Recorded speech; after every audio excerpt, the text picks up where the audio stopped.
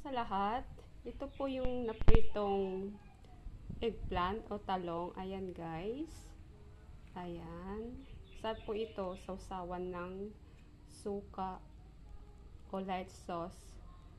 Suka na may na light sauce o chili na light sauce. Ayan po. Medyo ano siya. Medyo nasunog. Pero masarap po ito. Na isaw-saw sa light sauce na may kalamansi. Ayan, di po ba? Ayan guys, oh. Masasarap. Ayan po ang aming dinner. Ayan po. So, ang aking nilutong ito pang ulam probinsya.